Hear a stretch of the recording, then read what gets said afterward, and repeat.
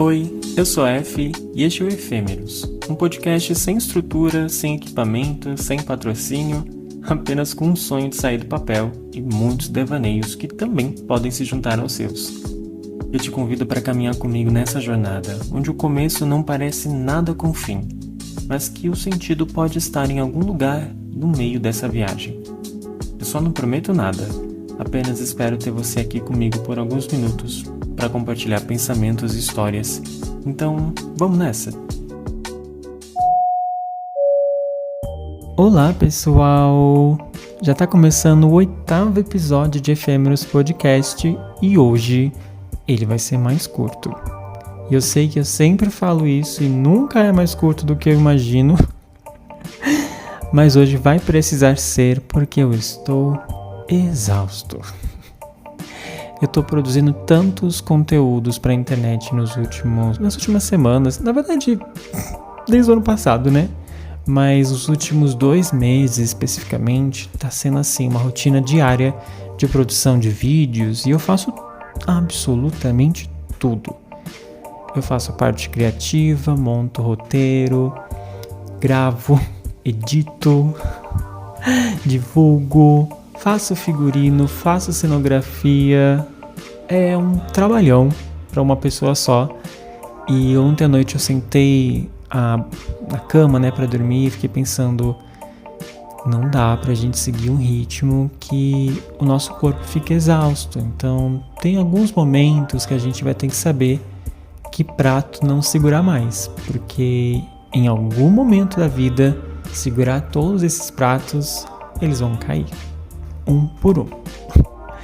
E eu não quero que isso aconteça. Então eu pensei, hoje é dia dos namorados.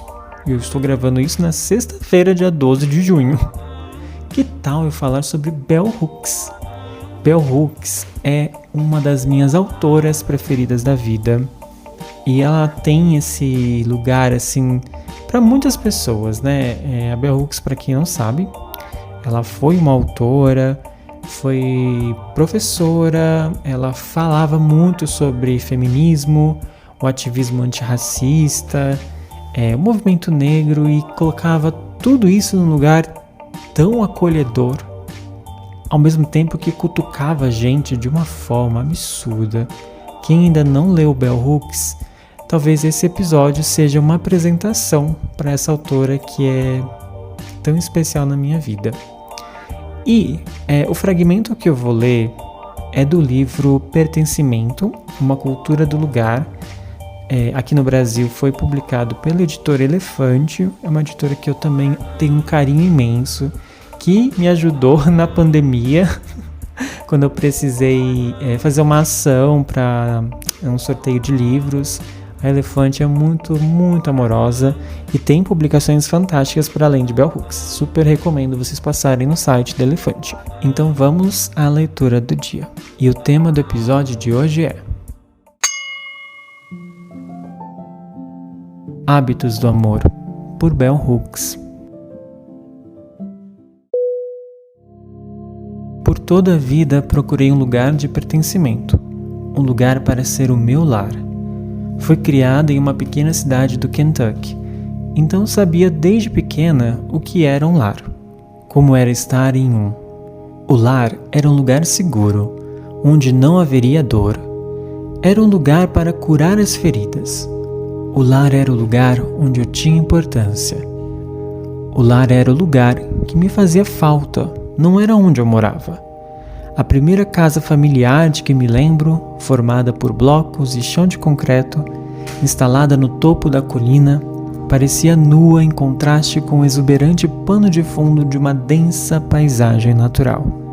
Árvores, trepadeiras de madressilvas, arbustos de amora e morangos silvestres faziam da casa de concreto uma invasora, uma força contrária à natureza, incapaz de assumir o controle sobre o mundo selvagem. A casa era imutável e a paisagem natural seguia incontestável crescimento. Na vastidão selvagem, o primeiro lugar onde vivi e entendi minha existência, eu era a natureza, e ela era eu. A natureza foi minha melhor amiga de infância, quando a vida dentro da casa de concreto ficava difícil e insustentável. Sempre havia o lá fora, sempre havia para mim um lugar na natureza. Os adultos diziam e repetiam que devemos respeitar a natureza à nossa volta, entender o que pode ser amigo ou inimigo. Nossa tarefa era discernir, estar na natureza como parte dela, entender os limites do mundo natural e do corpo humano naquele cenário. A generosidade da natureza nos deu o prazer de caminhar por entre infindáveis plantações, o prazer de estourar na boca um tomate amarelo ou vermelho colhido diretamente do pé. Logo no começo da infância, vivenciei em primeira mão tudo que o poeta Gerard Manley Hopkins evoca quando escreve que a natureza nunca se esgota, que dentro dela vive tudo de mais fresco e genuíno. Quando criança, acreditava que a natureza ao meu redor possuía seu próprio perfume especial, e que quando eu ficava do lado de fora por bastante tempo, esse aroma entrava em mim e me acompanhava até dentro de casa. Era o odor de um mundo fecundo de crescimento indomável e sem limites. Perambular pelas colinas do Kentucky era o paraíso para mim. Eu tinha certeza de que pertencia ao meu lugar e ao meu propósito. Nessa cultura de pertencimento, aprendi a importância da providência divina. Acompanhando Jerry, meu avô paterno, agricultor que trabalhava pelo sistema de parceria rural, aprendi que o homem não podia fazer tudo, que ele não podia fazer as plantações crescerem ou a chuva cair. Aprendi que a humanidade era especial, considerando nossas características diferentes em relação aos animais, mas que estávamos sujeitos a poderes maiores. Vovô Jerry sempre dizia: enquanto o homem souber do seu lugar na natureza, tudo irá bem. Mas, quando ele se esquecer disso e se sentir Deus, os problemas vão começar. Essa profunda crença na ordem divina permitiu a vovô Jerry vivenciar a plenitude e a integridade, apesar das forças de exploração e opressão supremacistas brancas ao seu redor. Seu amor pelo solo, o refúgio encontrado na natureza, dava a ele uma mente aberta e um coração elevado, apesar do sofrimento por viver sob as leis da segregação, sujeito aos cruéis caprichos de um regime patriarcal supremacista branco. Ele encontrou uma cultura de pertencimento no mundo natural, sempre contando com a terra. Foi essa cultura de pertencimento que ele compartilhou comigo, sua primeira neta, que o seguia enquanto ele jogava sementes na terra, enquanto colhia os frutos do seu trabalho. Os valores de pertencimentos gravados em minha consciência nos primeiros anos de infância, como filha da natureza, entravam em conflito com os valores e as crenças presentes no ambiente doméstico patriarcal. A casa de concreto não era o meu lugar. Ali, o meu espírito era um estrangeiro. Minha alma estava sob ataque constante. A mudança de nossa família das colinas, do campo, para a cidade foi um desejo de minha mãe para que nos tornássemos mais civilizados, para nos livrar da má reputação de sermos do mato, do interior. Vinda de uma família camponesa que trabalhava com a terra, cultivava alimentos orgânicos, fazia compotas, criava galinhas, fazia sabão e vinho, minha mãe queria ficar o mais distante possível dessa vida.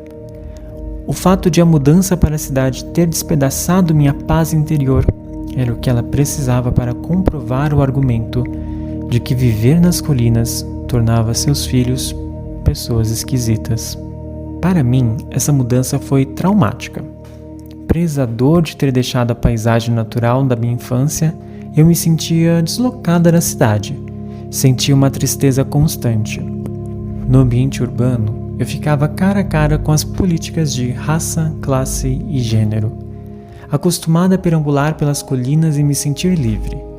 Aprendi na cidade que a melhor forma de uma garota, sobretudo uma garota negra, estar segura era ficar parada, enclausurada, confinada. Aprendi que para se manter seguro no espaço dos negros era necessário se manter dentro dos limites estabelecidos, não atravessar os caminhos que separavam os negros dos brancos.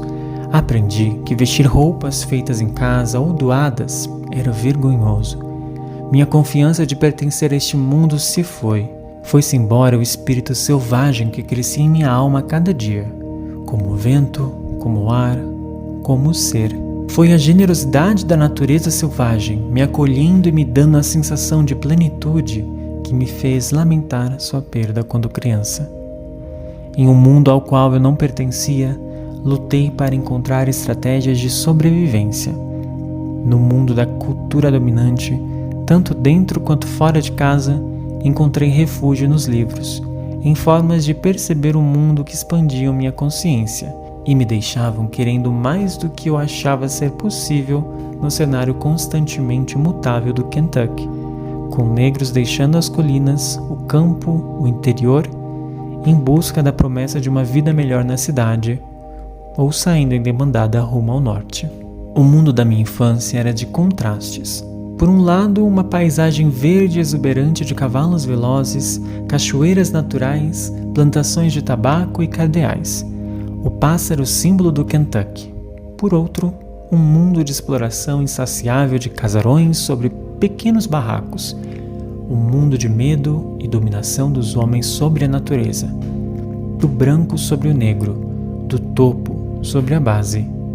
Na minha infância, sonhava com uma cultura de pertencimento. Ainda tenho esse sonho. Reflito sobre o que seria de nossa vida se soubéssemos como cultivar a consciência, como viver atentamente em paz.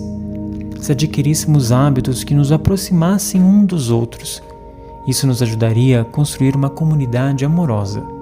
Em meu trabalho enraizado na minha terra natal e nos valores que aprendi ainda muito jovem, procuro evocar uma linguagem de cura, de esperança, de possibilidade, uma linguagem dos sonhos, uma linguagem de pertencimento. Na primeira noite depois de me mudar para o meu novo lar no Kentucky, acordei no meio da madrugada assustada com um som conhecido, o som de um trem. Uma lembrança muito forte da minha infância. Quando nos mudamos do campo para a cidade, morávamos bem perto dos trilhos do trem. Toda noite eu me deitava no silêncio da escuridão e ouvia os trens chegando e partindo, imaginando minha própria jornada. Os lugares para os quais iria, as pessoas que conheceria. O som do trem me conforta, agora, como fazia à época, porque sei que voltei para casa. Eu voltei para o mundo da minha infância, o primeiro mundo em que plantei as sementes da minha história. Uma pesquisadora nata, a intelectual contemplativa que escolhe a solidão, as ideias, o pensamento crítico. Aqui, na minha terra natal, abracei a circularidade do sagrado. Onde comecei está também o meu fim. Aqui é o meu lugar.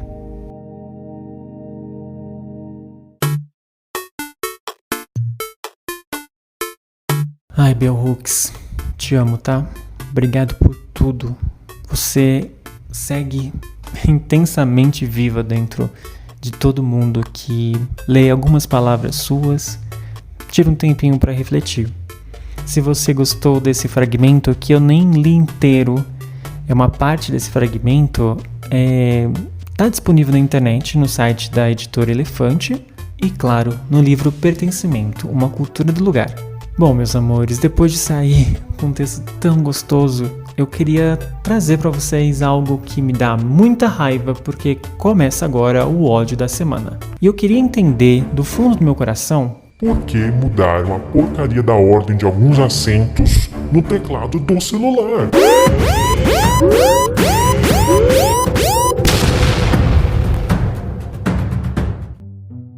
Gente, isso não faz o menor sentido. O menor sentido para que fazer essa mudança? Toda vez que eu vou colocar um acento agudo, aparece o acento circunflexo, porque era onde meu dedo caminhava, essa era a minha memória, tá? A minha memória como é que fala? Não é muscular, né? Mas uma memória... sei lá, a memória do meu dedo, ela ia direto para a direita, agora tem que ir para a esquerda. Gente, tá, eu sei, isso é um problema muito pequeno pra humanidade, mas pra mim é um grande problema, tá? E não é possível que eu seja a única pessoa a ter reparado nisso, né? Assim, eu não acho que tenha sido em todos os aparelhos. Eu tenho um iPhone, talvez tenha sido essa nova atualização, eu sei lá o porquê, mas da noite pro dia, simplesmente mudaram a ordem dos assentos. Eu quero justiça! Eu quero justiça pelos assentos, pela ordem correta dos assentos. Ai, não tem ordem correta, eu sei, mas tinha uma ordem confortável para minha memória. Eu já não sou tão jovem. Aprender agora demora um pouquinho mais do que era antes. No caso, um pouco mais do que um pouquinho. Né? Um montão. Ai, nossa, que raiva. Eu tava tão feliz assim, escrevendo meus textos, porque eu escrevo muito pelo celular também, né? E aí, de repente, eu falei, nossa, eu tô errando tanto acento. Que burra que eu tô me tornando, né? Não tô mais lendo as coisas físicas, livro mesmo. Agora só tenho tempo pra editar vídeo, não tô mais lendo, tá vendo? Tô virando uma burra. Mas não era isso, gente. Mudaram a ordem do assento. E eu quero nomes da minha mesa. Eu quero saber quem foi. Porque eu vou processar... eu vou abrir uma reclamação formal na internet, Twitter. Vou escrever um tweet reclamando. Tá bom? É o máximo que eu vou fazer. Ai, que ódio.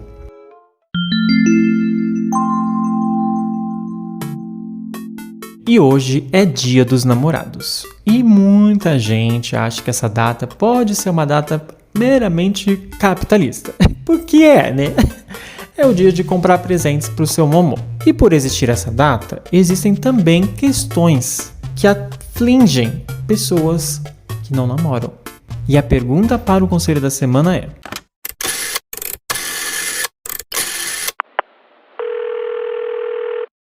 ir ao cinema sozinha no Dia dos Namorados é cringe? Olha, eu não acho que seja cringe, não acho mesmo. Eu acho que todo dia é dia de você curtir da maneira que você quiser, todo dia é dia de você poder aproveitar, sabe? Gente, vivemos num país em que a escala 6x1 ainda existe, por conta do maldito presidente do Senado que não quer colocar a pauta do projeto em pauta. Gente, precisa ter uma pressão nacional. A gente precisa de uma greve nacional. A gente precisa sair às ruas para defender que esse projeto vá à frente e seja aprovado no Senado, porque foi aprovado na Câmara. Se por causa daquele cara e dos outros senadores completamente conservadores a gente tiver que, sei lá, gente, esperar mais quantas décadas pelo fim da escala 6x1, a gente vai morrer de tanto trabalhar. Tá certo? Nossa, nem era isso que eu ia falar, tá? No seu conselho, você me desculpa, mas é que tá entalado em mim, sabe? Me desculpa, viu? Olha, eu acho que por conta do trabalho que a gente tem no dia a dia, a gente tá sempre trabalhando ou muito cansado fazendo tarefas domésticas ou outras atividades e sobra pouco tempo pro lazer. Às vezes você só tem tempo para ir no lazer hoje, no Dia dos Namorados. Seja uma sexta-feira, porque você tá de folga, algum outro motivo. Então vá. Ai, vai me doer se eu ver pessoas, casais, trisais, juntos no cinema. Foda. Vai aproveitar seu filme. Eu queria estar assistindo um filme agora que é o dia D, mas eu só vou poder assistir semana que vem, porque eu tô com esses compromissos aqui. Mas se eu estivesse livre, meu amor, livre e sozinho, porque eu não tô sozinho, né? Eu namoro. Mas se eu estivesse sozinho, livre de compromissos, meu amor, olha, eu daria assim, ó, um vrá em todos os casais da minha frente, pegaria meu ingresso e sentaria na poltrona de namorados. Aquela poltrona grande dupla, porque eu sou assim. Eu vim nesse mundo para afrontar o sistema de namorados. Ai, mentira, eu sentaria só se não tivesse que pagar mais. Será que tem que pagar, gente? Eu nunca usei essas cadeiras duplas, sabe? De namorado, você compra um valor só. Porque eu não entendi se você compra 2 assentos para sentar nessa poltrona ou não. Porque vai que você sozinha compra esse assento e aí vem uma outra pessoa muito desconhecida e senta do seu lado, numa cadeira que não tem divisória. Gente, eu posso estar sendo muito burra, mas eu realmente não sei como é que funciona isso. Porque outra vez eu entrei no site da Cinemark e eu vi que o valor dessa poltrona é o mesmo valor das outras poltronas. E na minha cabeça isso não faz sentido. Então você precisa comprar junto com a outra pessoa. Se não, um desconhecido vai sentar do seu lado e não tem uma divisória. Aí vocês vão ser um casal. É isso mesmo, Brasil? Vá ao cinema, viu? Aproveita. Quer dizer, aproveitar não vou dizer isso não, porque ir ao cinema nos últimos tempos está sendo bem desafiador, viu? E é isso, gente. Muito obrigado por vocês estarem aqui, por escutarem eu ler Bell Hooks, por escutarem eu reclamar da escola 6x1 em mais um episódio desse podcast, tá? E eu disse que ia ser mais curto, mas na minha cabeça seriam assim, 5 minutos. Já tem mais de 20. Ai, sinceramente, não sei porque eu ainda tento, né? Falo demais. Não sei como é que vocês me aguentam. Aproveito para fazer o convite para vocês me acompanharem nas outras redes sociais. E aqui um convite específico para o YouTube. É um canal onde eu estou fazendo os meus vídeos. E lá tem bastante coisa para vocês maratonarem também, viu? E vocês já seguem o podcast nas redes? Somos Efêmeros Podcast em todas as redes e plataformas digitais. E aproveita para me seguir também. Eu sou F Maciel em todas elas. Compartilhe esse episódio com quem você ama que eu vou ficar muito feliz, tá? Um beijo e até o próximo episódio.